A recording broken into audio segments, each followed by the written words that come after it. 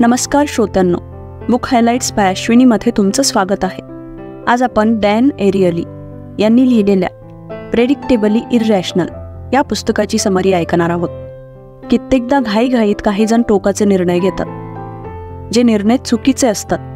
जर तुम्ही या पुस्तकामध्ये सांगितलेल्या महत्त्वाच्या गोष्टींना आचरणात आणण्यास सुरुवात केली तर तुम्ही नक्कीच अतिशय जबाबदारपणे निर्णय घ्यायला शिकाल. रागात माणसांची वागणूक का बदलते, मोफत वस्तू आणि स्पेशल ऑफर्समुळे आपला शॉपिंगचा छंद कसा बदलतो, अशा प्रश्नांची उत्तरं तुम्हाला या पुस्तकात मिळतात. आपल्या भावनांचा आपल्या निर्णयावर किती परिणाम होतो, तसेच कोणत्याही फ्री वस्तूसाठी आपण किती वेडेपणा करतो, या सगळ्या गोष्टी तुम्हाला माहीत नसतील तर या समरीमध्ये तुम्हाला या सगळ्या गोष्टी माहीत पडतील. आपल्या भावनांचा आपल्या निर्णयांवर कसा परिणाम होतो हे जाणण्याचं शास्त्र म्हणजे बिहेवियर इकॉनॉमिक्स. आपण आयुष्यात अशा अनेक गोष्टींकडे दुर्लक्ष करतो, उदाहरणार्थ आपली वागणूक किंवा रोजच्या जीवनातील परिस्थिती. आपण असं का वागतो? लोक प्रेडिक्टेबली इररॅशनल का असतात?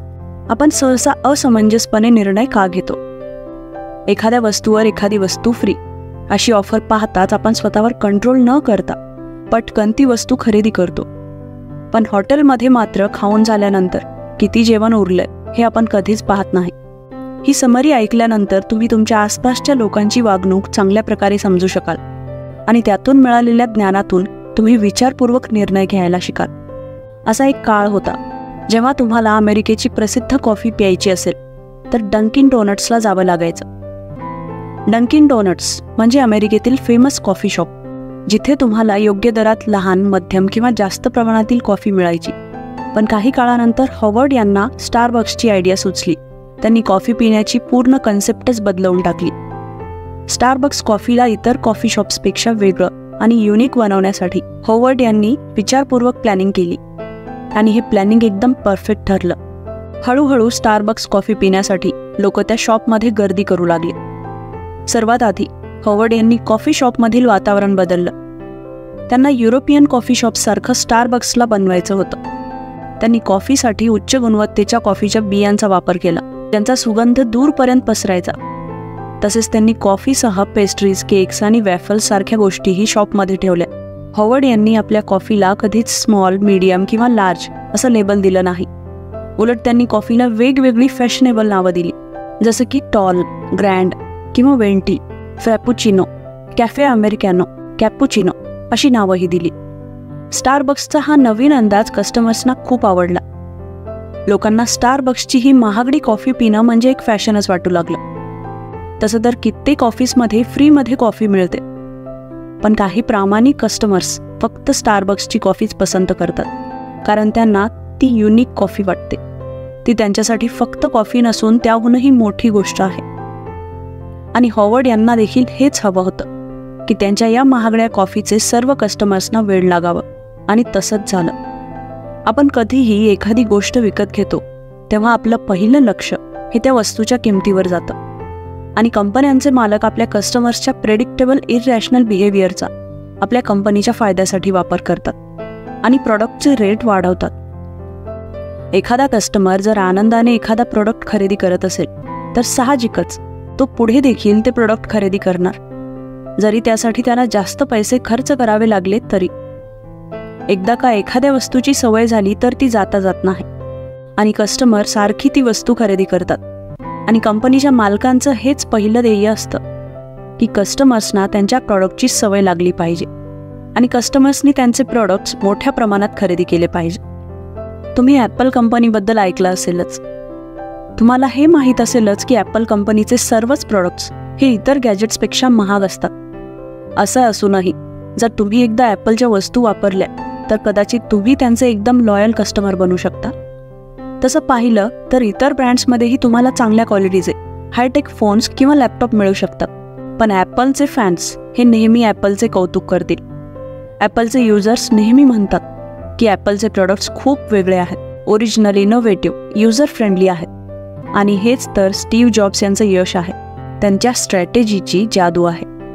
आणि ॲपलचं तर हे स्लोगनच आहे की थिंक डिफरंटली. फक्त ॲपलचे कस्टमर्सच ॲपलचे सॉफ्टवेअर वापरू शकतात.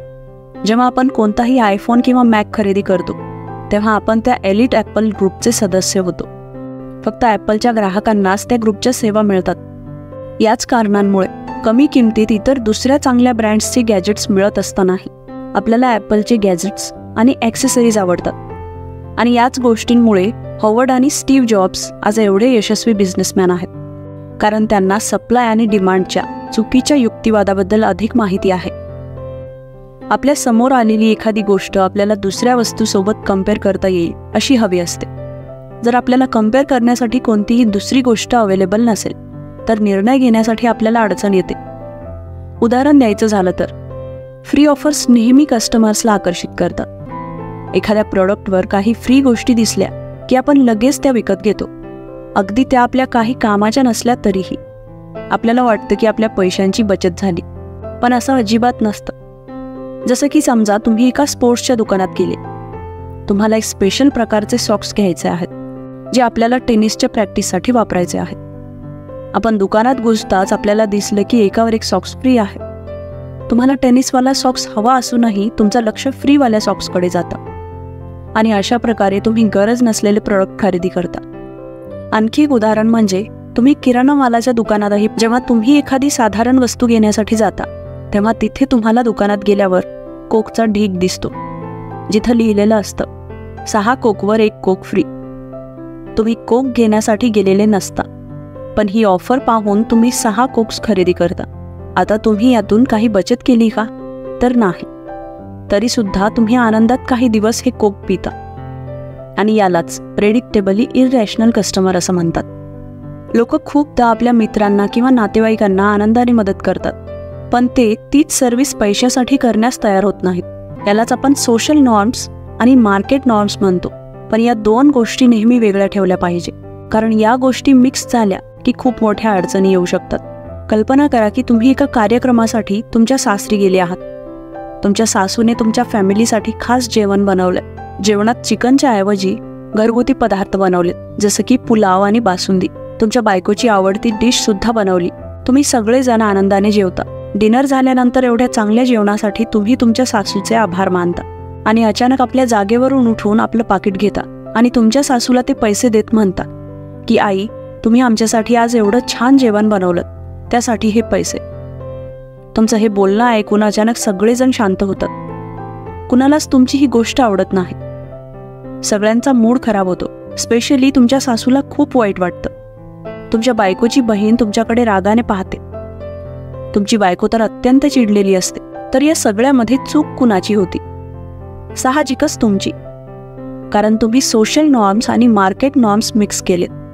सोशल नॉर्म्स म्हणजे अशा काही मदती किंवा फेवर्स ज्या आपण आपल्या जवळच्या व्यक्तींना देऊ पाहतो, ज्यावरून आपलं नातं आणखी घट्ट होतं. कुणी आपली मदत केली तर आपण लगेच तिथेच त्यांना ती मदत रिटर्न करायची गरज नसते. तुम्हाला तुमच्या माणसांची मदत करायला आवडते म्हणून तुम्ही ते करता आणि वेळ आली तर ते लोक देखील तुम्हाला मदत करतात. पण मार्केट नॉर्म्स वेगळे असतात. यामध्ये थेट देवाणघेवाण होते. जसं की तुम्ही कामाला जाता, तिथे तुम्हाला तुमचा पगार मिळतो.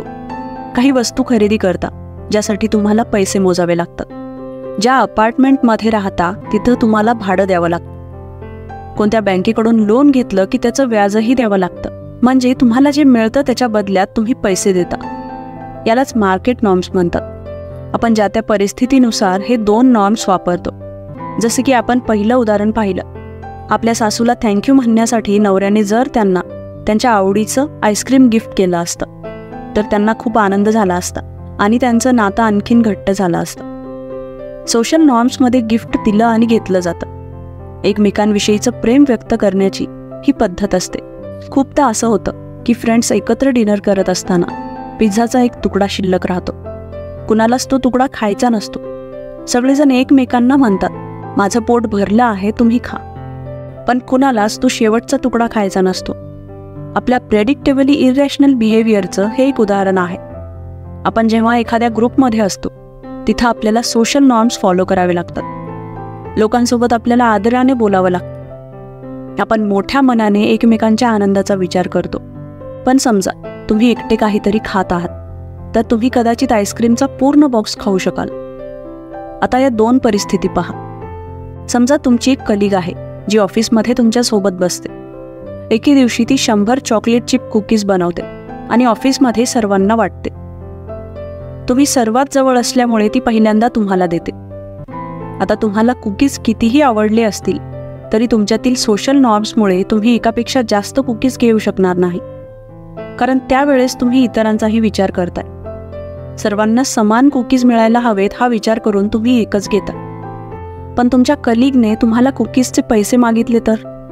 जर ती एक कुकी 50 रुपयांना विकत असेल तर इथे सोशल नॉर्म्स लागू होणार नाहीत. इथे मार्केट नॉर्म्सचा वापर होणार. तुम्ही पहिले कस्टमर असाल तर तुम्ही हव्या तेवढ्या कुकीज घेऊ शकता. दुसऱ्यांसाठी त्या उरो अथवा नाही याचा तुम्ही विचार करणार नाही, कारण तुम्ही तुमच्या कलिग्सकडून कुकीज खरेदी करत आहात. तुम्ही तुमच्या मर्जीने 1 किंवा 10 कितीही कुकीज घेऊ शकता. कधी कधी आपला राग, आपले दुःख, भीती आपल्याला असं काही काम करायला भाग पाडतात ज्याचा आपण कधी विचारही केलेला नसतो. खरं तर रागाच्या गोष्टी, रोडवरचे अपघात, मर्डर यासारख्या गुन्ह्यामागे अशाच परिस्थिती असतात. आपल्या आतील भावना उफाळून बाहेर येतात आणि आपला खरा चेहरा दिसतो. आपल्या भावनांचा आपल्या निर्णयांवर अत्यंत खोलवर परिणाम होतो. म्हणून आपण विचार न करता भावनांच्या आहारी जाता कामा नये. आपण स्वतःवर नियंत्रण मिळवण्याचा प्रयत्न केला पाहिजे, कारण असं व्हायला नको की आपल्याला नंतर पश्चाताप करायला लागेल. जेव्हा तुम्ही रागात असता तेव्हा कोणतेच निर्णय घेऊ नका. जर तुम्ही खूप उदास असाल तर एका लॉंग वॉकला जा किंवा मित्रांकडे आपल्या भावना व्यक्त करा. हे नेहमी लक्षात ठेवा की मनात गोंधळ सुरू असताना स्वतःला नेहमी शांत ठेवा आणि दीर्घ श्वास घेत राहा. शांत मनाने आपल्या अडचणींबद्दल विचार करा. आपल्याला मार्ग नक्कीच सापडतील. 1 मिनिट शांतपणे विचार केल्याने तुम्ही तुमचे नाते, संधी किंवा पूर्ण आयुष्य वाचवू शकता. ही समरी कशी वाटली ते आम्हाला कमेंट करून नक्की कळवा. आणि जर समरी आवडली असेल तर लाईक करा आणि इतरांनाही याचा फायदा व्हावा म्हणून शेअर करा. आणि चॅनलवर नवीन असाल तर सबस्क्राईब करायला विसरू नका.